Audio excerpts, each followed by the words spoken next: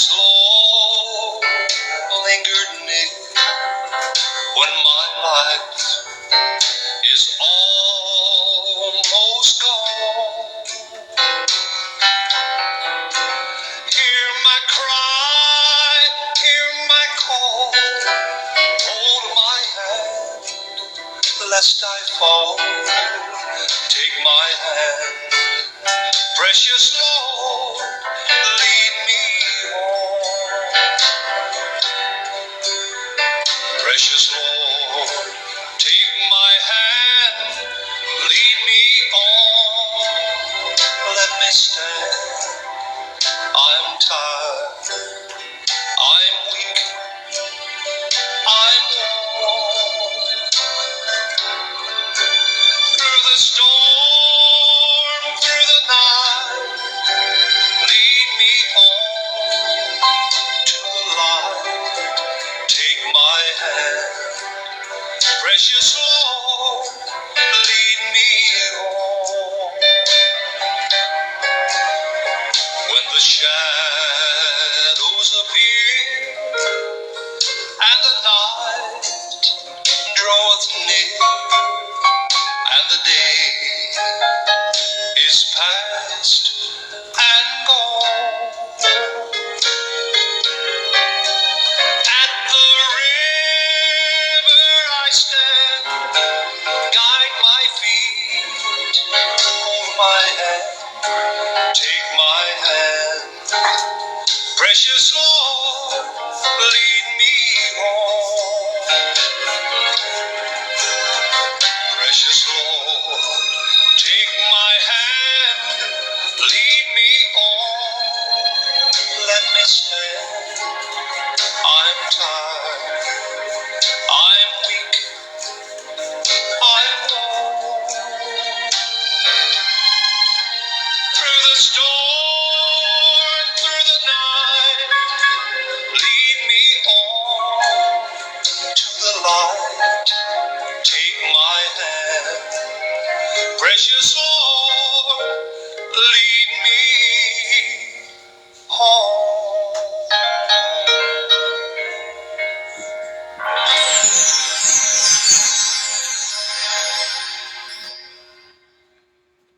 Isang mapagpalang hapon po sa ating lahat, mga minamahal po na mga kapatid sa ating Panginoon. Purihin ang Panginoon sa papuring awit nating narinig. Salamat sa ating mga kapatiran po na nanonood sa hapon pong ito. Si Sister Colin, Sister Melinda, Sister Jessica, Sister Marilyn, Brother Dylan, Brother Sano Jun, Sister Mer, at kay Brother Mark. At sa lahat pa po ng hahabol o magre-replay ng ating online preaching sa hapon pong ito, pagpalain po tayong lahat ng ating Panginoon. Ang atin pong tinatalakay ay patungkol po sa stature of a perfect man na mababasa po sa 2 Peter chapter 1 sa verse 5 ay sabi dito, idagdag sa inyong pananampalataya ang kagalingan or virtue at idagdag din ang kaalaman. So faith, virtue, knowledge. So ito po yung ating unang tinalakay. Nung inumpasahan po nating talakayin ang mga bagay na ito. At nung nakaraan po ay ang pang-apat, which is temperance. Sabi ito, idagdag naman ang temperance at pagkatapos ay ang patience, pagtitiis. So yun po yung ating natalakay naman po nung nakaraang Huwebes. At ngayon po ay nasa verse 7 na po tayo. Idagdag naman ang godliness. At pagkatapos ay ang brotherly kindness. At ang panghuli ay ang charity o pag-ibig. So ito naman po yung ating tatalakayin ngayong araw. At sa mga gusto pong balikan para hindi po tayo mag-uulit ng pagtatalakay ay i-replay na lang po ninyo, balikan na lamang po ninyo yung mga nakaraan nating mga online preaching para sa ganun ay hindi na po tayo magre-recap. So tayo po ngayon ay nasa verse 7, godliness, brotherly kindness, and charity or divine love. So ano po ba itong godliness, mga minamahal na mga kapatid? So ang godliness po ay sa original Greek word na kung saan isinulat ang New Testament, ang ginamit po ni Apostol Pedro ay ang Gregong salita na eusebia, na ang kahulugan po ay God-centered life. Isang buhay na nakasentro lamang sa Diyos. So of inward reverence na mula sa pangloob na pagkilala, paggalang, nag-uumpisa sa loob, it manifests in outward, practical, holy living. So ang kabanalan pala na ito mga kapatid ay nagmumula sa inward, sa pangloob, at nagmamanifest, practical, holy living sa panglabas. So ang kabanalan po na ito ay hindi po ito yung tinatawag na manufactured o panglabas lamang. Dahil pwede po ang, ayon po sa talinghaga ng Panginoon sa mga lobo na nagdamit tupa, sila po yung mga nagpakita ng kabanalan sa panglabas, pero hanggang panglabas lamang. Hindi po nag-umpisa doon sa pagbabago sa pagkataong pangloob. Hindi talaga sila tupa by nature, kundi mga lobo lamang na nagdamit tupa. Ibig sabihin, ang kabanalan lamang po ay panlabas. So marami po ang mga believer, marami ang mga nagpapakitang sila'y mananampalataya, nakadamit believer, na nakapalda, mahaba rin ang buhok, dahil yun nga ang aral, yun ang turo, pero deep inside, hindi talaga binago ang pagkataong panloob. Ang tawag po doon ay self-righteousness, manufactured righteousness. Hindi po yun ang tinatawag na true or genuine godliness. Dahil ayon po dito sa meaning o kahulugan ng eusebia na Gregong salita na pinagmulan ng salin na godliness. Nung i-translate sa Ingles ay ang gamit po ay godliness. Pero ito ay mula sa Gregong salita na eusebia, na ang kahulugan po ay yun nga, pagbabago ng isang tao, pamumuhay ng may kabanalan na nag-umpisa sa pagbabagong pangloob o nagbago ang pagkataong pangloob at nagmamanifest lamang sa panglabas. So hindi po ito panglabas lamang na kabanalan, kundi dahil ang pangloob ay nagbago, ang nature ng ating pagkataong pangloob ay nabago sa ating pagsampalataya sa ating Panginoong Jesucristo, kaya naman po yung buhay natin ay may kabanalan. Dahil po ang pagkataong pangloob natin ay nabago. So hindi po ito, sabi dito mga kapatid, hindi ito isang formal, religious, traditional lamang na behavior. Kasi maraming mga banal pag araw ng linggo, dahil yun nga po, tradisyon, araw ng linggo, kaya magsisimba, o prayer meeting, gabi ng Miyerkules o kaya Huwebes, magsisimba, magpi-prayer meeting, pero nagiging tradisyon na lamang. So hindi po ito yung kabanalan na tinutukoy dito mga kapatid, dahil pwede kang magsimba traditionally, pwede kang magsuot ng mahabang damit dahil yun ang itinuturo o nakikita mo na ginagawa, pero without the inward change sa pagkataong pangloob, ang tawag lamang po doon ay self-righteousness, pansariling kabanalan, sariling pagsusumikap na kabanalan. Ang kabanalang ito ay yun nga po, nag-uumpisa sa pagkataong pangloob by believing on the Lord Jesus Christ, at ang Panginoon, pagnanahan po sa atin, siya ang kusang magtatrabaho sa buhay natin. Hindi na natin kailangang pilitin, sikapin, i-manufactured by just believing on the Word of God. Automatic, kusa na magmamanifest yung pagiging banal natin, mga minamahal na mga kapatid. Na hindi natin pinipilit, hindi natin sinisikap sa ating ganang sarili. Automatically, it manifests outwardly because there is a change in our lives, in our hearts, na merong nagbago sa kaloob-looban natin. So yun po yung tinatawag po dito na kabanalan. Hindi traditional, hindi po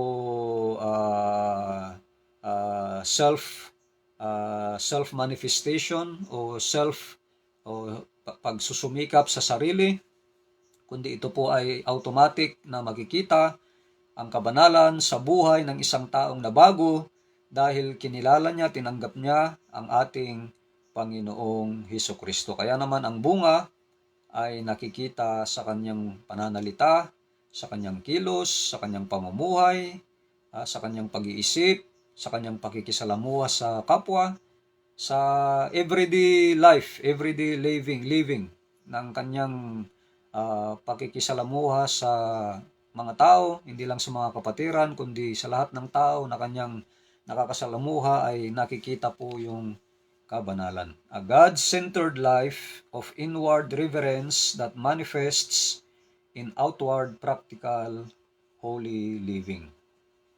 Ngayon sa brotherly kindness naman po tayo mga kapatid. Bilis-bilisan ko na para hindi po tayo magtagal sa talatang ito. Okay, ano naman po ang brotherly kindness? So sabi doon, maliban sa godliness, idagdag naman ang brotherly kindness, kabutihan, pagiging mabuti o mabait sa mga kapatiran. Ang Gregong salita naman po dito na ginamit ni Apostol Pedro ay Philadelphia. Yun pala ang kahulugan ng Philadelphia, brotherly kindness. So ano naman po itong brotherly kindness? The active. So hindi po passive. Kapag sinabing active, hindi lamang po hanggang salita. Ito po ay active. Kaya nga sabi ng Bible, huwag tayong umibig lamang sa salita. Dahil kapag sa salita lang tayo naging mabait, naging mapagmalasakit, sabi ni Apostol Santiago, kung paanong ang katawan na walang espiritu patay, ay ganun din ang pananampalataya na walang gawa, ang malasakit na walang gawa, ang pag-ibig na walang gawa, ang brotherly kindness na walang gawa ay patay din. Kaya sabi ng Bible, kapag lumapit sa iyo ang iyong kapatid at siya'y nagugutom, siya'y nauuhaw, siya'y walang masilungan, o siya'y nanginginig sa lamig, tapos sasabihin mo, naawa ako sa iyo kapatid, mahal kita kapatid, umuwi ka, magpainit ka, kumain ka, uminom ka, pero hindi mo naman binigyan ng kanyang pagkain, hindi mo naman binigyan ng kanyang maiinom, hindi mo naman binigyan ng damit, o hindi ka naman nagpaningas ng apoy para magpainit siya dahil siya'y nilalamig. Yung ganong uring malasakit ay sabi ng Bible, wala pong kabuluhan dahil hanggang salita lamang. So ito po ay active, ibig sabihin sa gawa mapapatunayan, sa gawa makikita ang brotherly kindness. So the active, affectionate, and selfless love is specifically among fellow believers in Christianity, often described as treating others like family. So action-oriented, it requires tangible, intentional actions to support, honor, and meet the needs of others rather than just feeling kind. Yun. Hindi po ito nakakaramdam ka lang ng awa, ng habag sa kapatid. Kailangan ipakita sa action. Action-oriented love or care sa mga kapatiran natin sa Panginoon. Na tratuhin daw natin sila na kagaya ng higit pa sa kapamilya. Ang tunay po na magkakapamilya ay bagamat mahal po natin yung ating mga kapamilya sa laman, yung nanay natin, tatay natin, kapatid natin sa laman, mahal po natin sila. Pero ang tunay na magkakapamilya, mga minamahal na mga kapatid, ay tayo na mga ipinanganak sa Espiritu. Dahil yung kapamilya natin sa laman, pag namatay po ang isa sa atin, wala na, hanggang doon na lamang. Pag namatay si tatay, namatay si nanay, namatay si kuya, namatay yung mga kapatid natin, mga pinsan natin, kapamilya natin.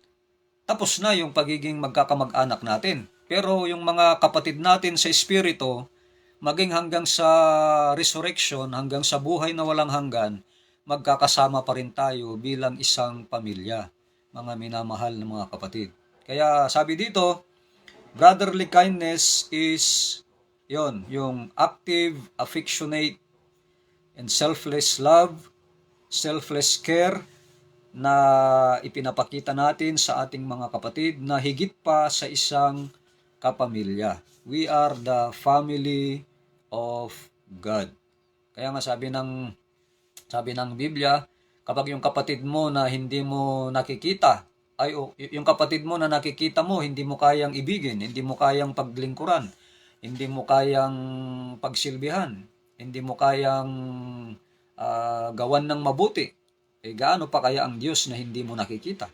Kaya nag-uumpisa ang paglilingkod sa Diyos sa ating mga kapatiran sa ating Panginoon. Pagiging mabuti, pagiging mabait sa ating mga kapatid sa Panginoon. Ngayon, ano naman po yung love, divine love? Ito na po yung pinakamataas na antas ng pag-ibig ng higit sa brotherly kindness. Dahil yun nga po, ang umibig sa kapatid, madali lang po yun mga kapatid. Yung umibig sa umiibig sa'yo, yung maging mabuti sa mabait sa'yo, madali lang yun.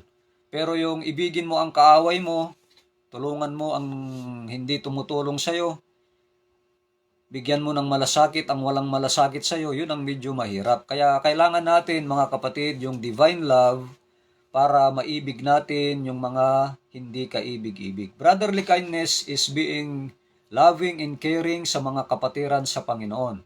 Pero yung divine love is loving even the unlovable. Loving even your worst enemy. Dahil kung hanggang brotherly kindness lang tayo mga kapatid, kulang pa po tayo sa stature of a perfect man. Hindi pa natin narating yung capstone. Divine love is the capstone. Yun yung pinaka capstone, because love is no other than God. Ang Panginoon mismo ang capstone, dahil siya ang pag-ibig. Without God, without Christ in our hearts, hindi natin ito kayang gawin mga kapatid. Mahirap kaya yung ibigin mo yung kaaway mo. Mahirap kaya yung yakapin mo yung sumampal sa'yo. Di ba mga minamahal na mga kapatid?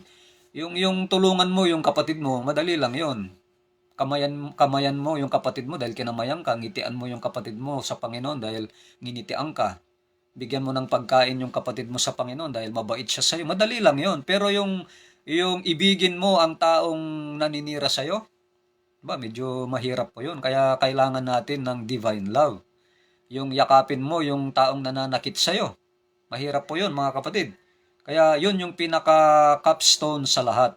Yun yung pinaka-ultimatum sa lahat. Pag narating na po natin yung divine love na kaya mo nang patawarin, you can forgive the unforgivable, you can love the unlovable, you can accept yung mga taong hindi katanggap-tanggap para sa'yo, then na-reach mo na yung tinatawag po na divine love. And that is the capstone. Kapag ka nasa iyo na yon, mga minamahal na mga kapatid, you can say na handa na tayo sa pagdating ng ating Panginoon. At sana mga minamahal na mga kapatid, hindi po sa ating sariling pagsusumikap, dahil kung sa atin lang, mahirap po gawin yon. Yung ibaba mo, yung pride mo, lunukin mo yung pride mo, para lang yakapin mo at mahalin mo at patawarin mo ang taong nagkasala laban sa iyo, naninira sa iyo, o gumagawa ng masama laban sa iyo. Mahirap gawin yon mga kapatid. But by God's grace, by God's mercy, sa kanyang banal na espiritu na nananahan sa atin, magagawa po natin yon mga minamahal na mga kapatid. Sana sa bawat isa sa atin na nakikinig po, nanonood sa hapon pong ito, idalangin po natin na makita sa buhay natin, lalo na ngayon, malapit na ang panahon po natin kinabubuhayan ay nasa huling yugto na po ng kasaysayan ng Laodicea. Malapit na ang rapture, ang pagdating ng ating Panginoon. Kaya kapag yung love, pag hanggang brotherly kindness lang tayo, yes, meron kang temperance, kaya mong magtimpi. You can control your emotion. You have patience. Kaya mong tiisin ang mga kahirapan sa buhay sa paglilingkod sa Panginoon. Meron kang pananampalataya. Alam mo lahat ng mga misteryo, mga hiwaga. Marahil nasa iyo na rin yung virtue. Gumagaling ang iyong mga pinagpipray. Nagmamanifest ang mga hinihiling mo sa Panginoon. Pero kapag wala yung divine love, na kaya mo nang patawarin lahat ng tao, kaaway mo man o kaibigan, kapatiran man sa Panginoon o hindi kapatiran, pinupuri ka man o sinisiraan ka, pag hindi mo sila kayang tanggapin, patawarin, mahalin, kulang pa rin po tayo ng isang bagay, which is divine love. Kaya yun ang pinaka-capstone, pinaka-final sa lahat ng katangiang ito ay walang iba kundi ang divine love. Bakit po ito mahalaga? Nais kong isara sa verse 9 o verse 8 in verse 9, 2 Peter, "For if these things be in you," sapagkat kung nasa inyo ang mga bagay na ito, meron kang faith, virtue, knowledge, temperance, patience, godliness, brotherly kindness, most especially divine love. Kapag meron daw tayo lahat ng mga bagay na ito, sabi dito, "They make you that ye shall neither be barren nor unfruitful in the knowledge of our Lord Jesus Christ." Hindi niya hahayaan na tayo'y maging mga walang bunga o baog sa pagkakilala sa ating Panginoong Hesukristo. So yun yung bunga. Yun yung hinahanap ng Diyos na bunga na dapat makita sa isang tunay na mananampalataya. Ngunit kapag wala raw sa atin ang mga bagay na ito, yaong wala ng mga bagay na ito ay bulag. Yun. Malinaw ang sinasabi ng Biblia. Kung wala kang divine love, bulag ka sa paningin ng Panginoon. Na nakikita lamang niya ang malapit, hindi niya nakikita ang malayo. Na nililimot niya ang paglilinis ng dugo ni Kristo sa kanyang mga kasalanan. Kaya mahalaga po yung mga bagay na ito na ating mga natalakay, na nawa makita, magmanifest sa buhay ng bawat isa sa atin bilang paghahanda sa nalalapit ng pagdating ng ating Panginoong Hesukristo. So sa mga kapatiran po natin na nakikinig sa hapon pong ito at makikinig sa replay ng paghahayag ng salita ng Diyos, pagpalain tayong lahat ng ating Panginoon. Nawa kayo po ay pinagpala at napaalalahanan muli ng simpleng paghahayag ng salita ng ating Panginoon. Magandang hapon kay Pastor Mark, Sister Marilyn, Pastor Lawrence, Brother Mark Tapong, Brother Jake, Sister Colin, Brother Lani Aligar, ang mga kapatiran natin sa Dako ng Lawag, Sister Jerlis May, Sister Reka, Sister Ophelia, Sister Jessica, Brother Sunny, Brother Roger Lakdaw, Sister Mer, Sister Lele, Pastor Mark, Pastor Lester Don. At bukas nga po pala ang ating ministers meeting. Kita-kita po tayo bukas, mga co-ministers ng ating Panginoon. Sister Marilo Gorpido, Sister Jocelyn. At sa lahat pa po ng ating mga kapatid, kung di ko man nabanggit ang inyong mga pangalan, salamat po sa inyong walang sawang panonood at pakikinig ng paghahayag ng salita ng Panginoon. Nais ko pong isara sa isang maikling panalangin. Dakilang Diyos na makapangyarihan sa lahat, tulungan niyo po kami, Ama, na ang iyong mga salita na aming pinag-aaralan ay hindi lamang po napapakinggan namin, kundi higit sa lahat, mag-manifest sa buhay ng bawat isa po sa amin bilang paghahanda sa inyong nalalapit ng pagdating. At sa araw na yung pagdating, nawa masumpungan niyo bawat isa sa amin na nakahanda. At sa iyo po namin binibigay ang pinakamataas na papuri, pasasalamat at pagsamba sa ngalan niyo lamang, Panginoong Kristo. Amen and amen.